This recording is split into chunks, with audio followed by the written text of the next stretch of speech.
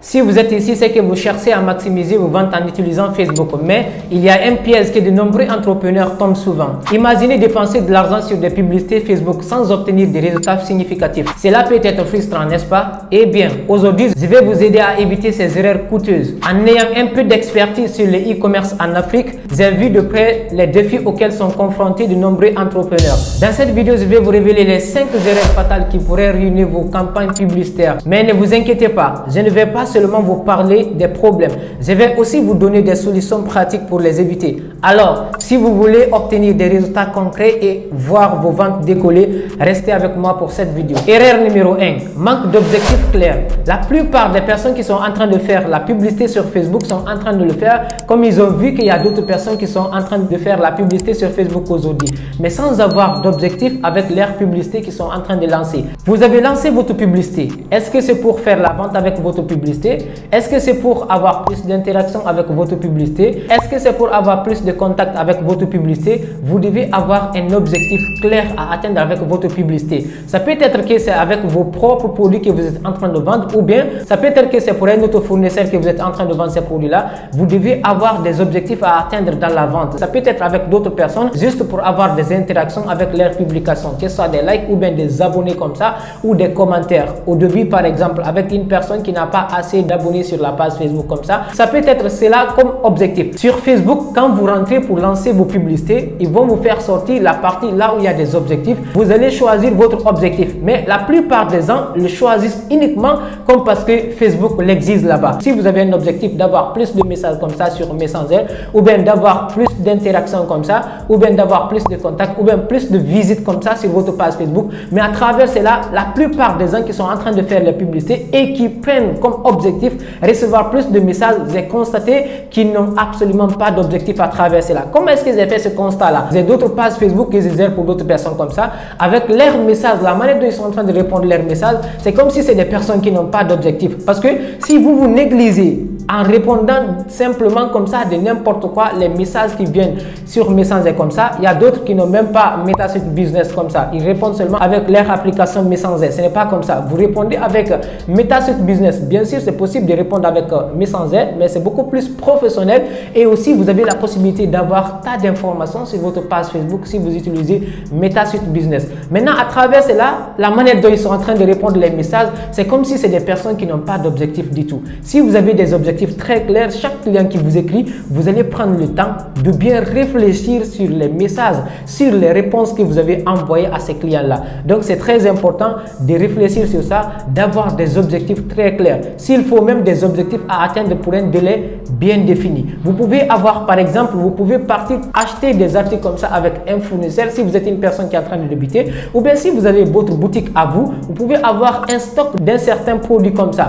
Et à travers cela, vous pouvez mettre un délai comme ça, un mois ou bien 3 semaines comme ça pour liquider cet article-là. Donc, à travers cela, chaque client qui vous écrit, vous allez très bien réfléchir et analyser sur les réponses que vous allez envoyer. Sinon, si vous ne faites pas cela, chaque client qui vous écrit, n'oubliez pas que Facebook va facturer de son côté les messages qui vont rentrer à travers ces clients-là. 2 fois même, Facebook peut facturer jusqu'à 2 fois, voire même 3 fois pour la conversation pour une seule personne. Donc, n'oubliez pas cela. Des fois, il peut facturer avec 0,31 comme ça, avec 0,25, 0,41. Ça dépend. Des fois, il peut facturer jusqu'à $1 à travers les messages que les clients vont vous écrire. Donc, si vous répondez de n'importe quoi comme ça, vous allez perdre votre temps inutilement comme ça en répondant de n'importe quoi comme si c'était un ami qui vous a écrit. Vous devez très bien analyser, de donner des bonnes réponses à ces clients-là. Ayez un objectif clair sur votre page Facebook, s'il faut même avec un délai bien précis avec votre publicité Facebook. Erreur numéro 2, mauvais ciblage. 90% à 95% des personnes qui sont en train de faire les publicités sur Facebook sont mal accompagnées ou ne sont même pas accompagnées du tout. Comme je l'ai dit tout à l'heure, ils vont juste lancer leur publicité parce qu'ils sont en train de voir d'autres personnes qui sont en train de lancer leur publicité, mais sans même définir leur public cible, à qui ils veulent vendre leurs produits. Chaque produit que vous voulez vendre, que ce soit dans votre boutique, que ce soit sur les pages Facebook, vous devez connaître votre public cible. À travers cela, vous allez vendre très rapidement. En lançant votre publicité sur Facebook, vous devez faire de votre mieux pour toucher exactement des personnes qui sont susceptibles d'acheter ces produits que vous êtes en train de vendre comme ça. Mais si vous lancez une publicité et sans touché des personnes qui sont intéressées par cet article-là, l'algorithme va prendre les données que vous l'avez données et montrer à ces personnes-là en fonction des données que vous avez données. Parce que déjà, l'algorithme ne sait pas directement ce que vous connaissez déjà avant que vous ne le montrez, avant que vous ne le précisez ce que vous voulez. C'est si vous travaillez sur votre public, vous faites de votre mieux pour connaître votre public cible, à qui vous voulez vendre votre produit-là. Maintenant, vous allez donner les données à l'algorithme. L'algorithme va élargir le champ et montrer le produit à ces personnes-là qui sont susceptibles d'acheter ce produit-là. Mais si par exemple, vous voulez vendre des montres pour couple comme ça et vous, dans votre publicité, vous êtes en Guinée comme ça, vous lancez votre publicité pour un autre pays. La catégorie, vous prenez comme ça uniquement des hommes ou bien uniquement des femmes. Pourtant, c'est une montre pour couple. Toutes les deux personnes, ils peuvent commander. Ou bien, vous essayez de toucher uniquement des jeunes comme ça qui sont dans l'intervalle de 18 ans, 19 ans comme ça. Vous n'allez pas avoir de résultats sur votre publicité que vous avez lancée. Par exemple, moi, la première publicité que j'ai lancée, le lieu, j'ai pris la Sierra Leone. Pourtant, je suis en Guinée-Conakry ici, c'est ici que je devrais toucher. Et c'est quand je me suis rendu compte, je n'ai pas vu des messages, c'est en ce moment que j'ai totalement stoppé la publicité. Donc, vous devez faire de votre mieux pour très bien étudier votre public, où ils se trouvent, dans quelle catégorie ils sont et quels sont leurs besoins à travers ces produits-là. Maintenant, en fonction de cela, l'algorithme va montrer si vous essayez de très bien travailler sur votre public cible et vous faites de votre mieux pour les toucher, l'algorithme va faire de son mieux aussi pour montrer cela à ces personnes-là. Toutes ces personnes qui vont tomber sur la publicité, soit les personnes-là, ils vont directement lancer la commande, soit ils ont déjà acheté le produit hier ou avant-hier, ou bien ils ont d'habitude quand même d'acheter le produit à l'instant T, ils ne veulent pas acheter ou bien ils veulent remettre par après, mais quand même ça va être que c'est des personnes qui sont intéressées pour acheter ces produits-là. Mais si vous ne prenez pas le temps de travailler sur votre public cible, vous allez encore une fois perdre du temps et perdre de l'argent inutilement comme ça. Parce que si vous lancez la publicité, que vous touchez les bonnes personnes ou vous touchez les mauvaises personnes ou au mauvais endroit, Facebook va quand même prendre son argent et ils ne vont même pas s'inquiéter si vous avez vendu ou pas. Donc, travaillez sur votre public cible. Pour bien travailler sur votre public cible, pour avoir des bonnes informations pour travailler sur votre public cible, je vous conseille d'avoir des formations sur cela ou bien je vous conseille d'avoir des accompagnements avec des personnes qui ont une expertise dans les publicités Facebook. Cela va vous éviter à perdre beaucoup d'argent et perdre beaucoup de temps comme ça. Ça, c'est la deuxième erreur à éviter quand vous êtes en train de faire les publicités sur Facebook. Erreur numéro 3, manque d'informations sur le produit. La plupart des gens qui sont en train de faire aussi les publicités sur Facebook n'ont aucune information sur les produits qu'ils sont en train de vendre comme ça.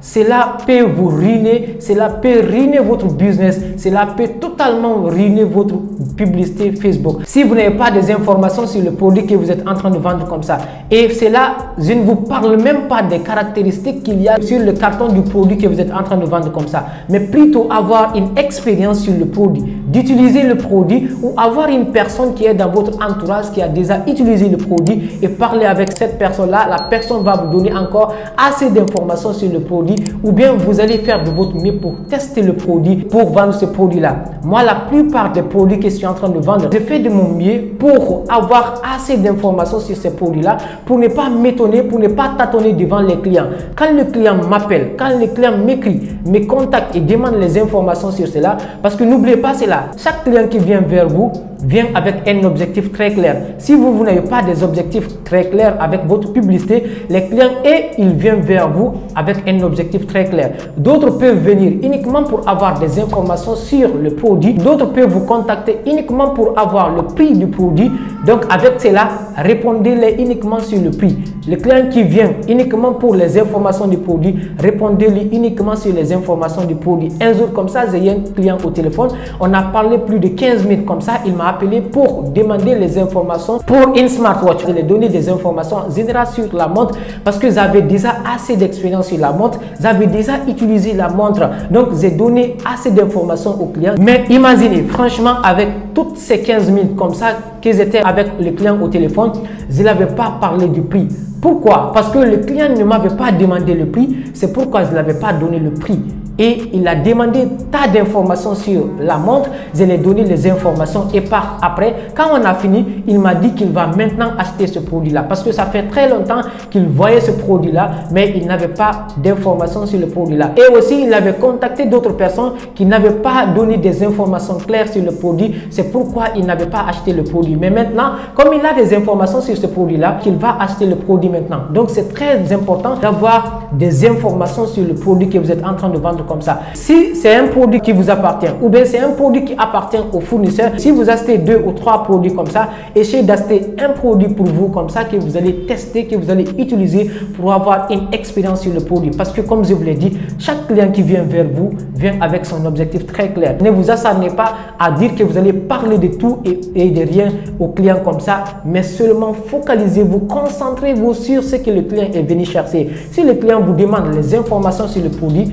expliquez-lui comment est-ce que le produit fonctionne et les informations générales sur le produit. Et aussi, si le client vous demande le prix, parlez-lui, donnez-lui uniquement le prix. Ou bien si le client vous demande comment est-ce que vous faites la livraison, si vous faites la livraison, ou bien si vous expédiez le produit, parlez-lui uniquement de cela, donnez-lui uniquement les informations qu'il a demandé. Parce que vous ne pourrez jamais lui donner toutes les informations sur le produit ou bien sur votre entreprise. Alors, limitez-vous uniquement sur les questions qui ont été posées par le client. Vous allez faire beaucoup de ventes, vous allez éviter de perdre beaucoup de temps encore une fois de plus et perdre beaucoup d'argent aussi dans votre entreprise ou à travers votre publicité Facebook. Donc, essayez d'avoir tas d'informations sur votre produit. Je ne parle pas uniquement d'avoir des caractéristiques sur le carton comme ça, mais plutôt d'avoir une expérience sur le produit comme ça. Donc, c'est la troisième erreur qui fait que beaucoup de personnes n'arrivent pas à faire de vente à travers leur publicité Facebook. Erreur numéro 4.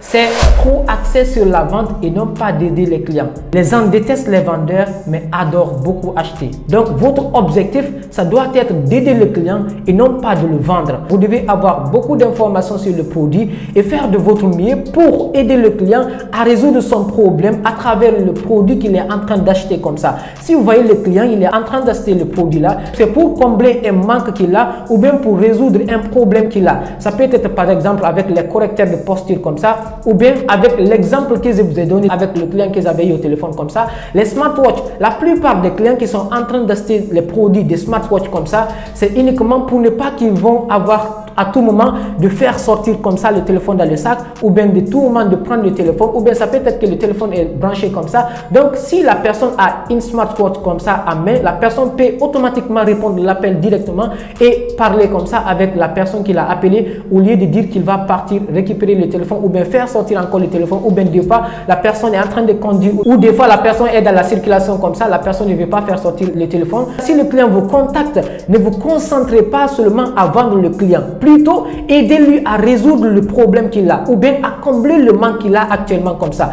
Parlez-lui comment est-ce que lui peut utiliser cette montre-là, comment est-ce que ce produit-là peut l'aider à résoudre son problème qu'il a comme ça, à combler ses manques qu'il a comme ça. Par exemple, s'il est dans la circulation, ou il est en train de travailler, ou il est occupé, ou il est en train de conduire comme ça, vous l'expliquez avec la montre, comment est-ce que la montre fonctionne et tout cela, vous l'aidez à résoudre ce problème qu'il a. Mais la plupart des personnes, j'ai beaucoup constaté cela, dès que le client les écrit, il se concentre totalement sur la vente comme ça. Le client là m'a contacté, il m'a écrit, il a fait ceci, il m'a demandé ce produit-là, on a beaucoup parlé ou bien il m'a déplacé, d'autres même peuvent partir jusqu'à insulter le client et tout cela. Vous ne devez pas vous concentrer uniquement sur la vente. Moi, des fois, je peux avoir des commandes comme ça. Le client peut me déplacer d'ici jusqu'en ville, envoyer le produit et je parle avec lui et par après, il ne prend pas le produit. Avec cela, je ne vais pas me fâcher, je ne vais pas insulter le client, je ne vais pas couper le contact avec le client. Absolument pas du tout, mais plutôt je vais avoir une expérience à travers ce client-là.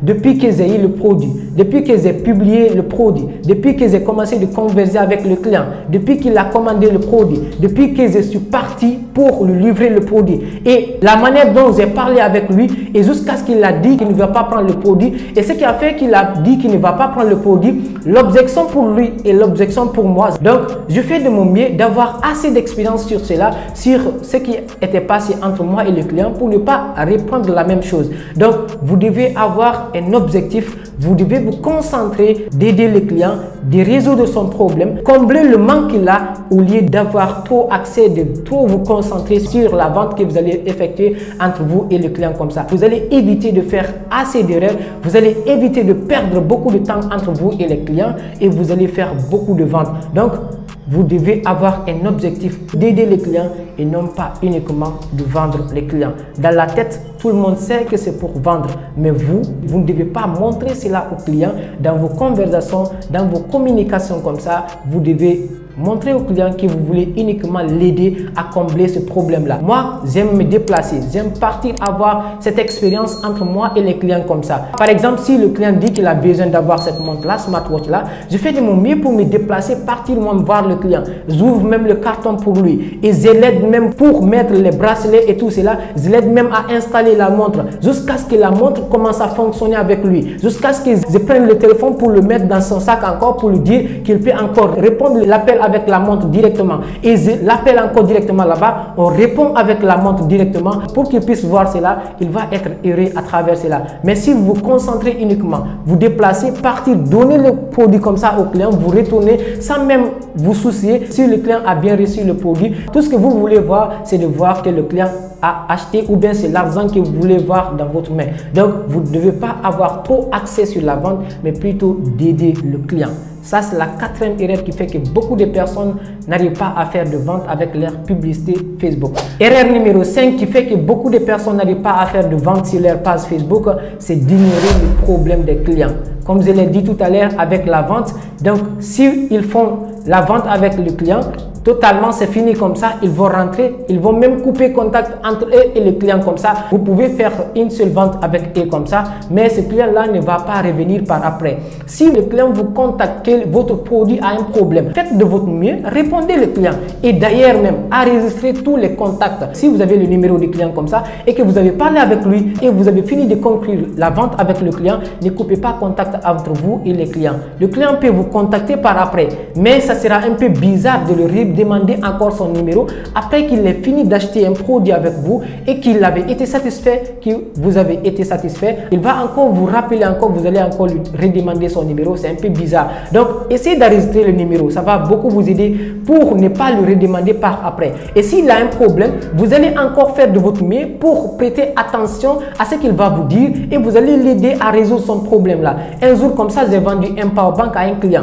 et le powerbank a fait plus d'1 mois ou 2 mois comme ça avec le client et par après il m'a contacté soi-disant que le powerbank n'arrive pas à lui satisfaire, que ça charge un autre téléphone, il a 2-3 téléphones comme ça, le powerbank charge ces téléphones là mais ça ne charge pas son téléphone.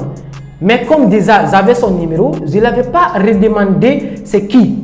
Ça c'est un. De deux, j'avais enregistré toutes les ventes. Ça se trouve dans mon téléphone, ça se trouve dans le registre. Je ne l'ai pas redemandé le powerbank qu'il a acheté et tout cela. Je l'ai suggéré de prendre un autre powerbank avec une capacité beaucoup plus élevée. Il va augmenter de l'argent sur ça. Je peux être satisfait de mon côté. Le client va être satisfait de son côté parce que je l'ai aidé à résoudre son problème. Et par après, il a encore commandé un autre sac à travers cela encore directement. Donc ça va aider le client d'enregistrer vos numéros et de vous recontacter par après si vous les aider à résoudre leurs problèmes. Ayez le temps, ayez une attention sur le problème des clients et aidez-les à résoudre leurs problèmes. Tout le monde aime cela. Mettez-vous à la place du client. S'ils arrivent à acheter une chose avec une personne et qu'ils demandent une information, la personne doit être capable, en mesure de me répondre paisiblement et de m'expliquer comment est-ce que ça fonctionne. Ça peut être que vous ne pouvez pas retourner cela ou bien vous n'avez pas une solution, mais si vous répondez au client, vous lui montrez que vous avez toujours son contact et vous parlez très bien avec lui, vous écoutez son problème très bien et vous parlez avec lui, soit disant que vous ne pouvez pas résoudre, le client pourrait comprendre. Donc, si vous voulez faire des ventes sur votre page Facebook, avec votre publicité Facebook, vous devez faire de votre mieux pour éviter ces 5 erreurs qui font que beaucoup de personnes n'arrivent pas à faire de ventes, qui n'arrivent pas à avoir des résultats sur leur publicité Facebook. La première erreur, manque d'objectifs clairs. Deuxième erreur, mauvais ciblage. Troisième erreur, manque d'informations sur le produit que vous êtes en train de vendre comme ça. Quatrième erreur, trop axé sur la vente et non pas aider le client. Et cinquième erreur, ignorer les problèmes des clients. Si vous évitez ces 5 erreurs-là, vous allez faire beaucoup de ventes à travers votre publicité Facebook. Et c'était ce que je voulais partager avec vous aujourd'hui. Si vous avez aimé quelque chose dans la vidéo, n'hésitez pas à liker la vidéo, à me partager votre propre expérience en commentaire. Si vous êtes nouveau sur la chaîne, n'oubliez pas de vous abonner aussi et de partager la vidéo pour aider d'autres personnes qui étaient en train de faire les mêmes erreurs. Merci, c'était votre frère Ousmane Ba. Peace out.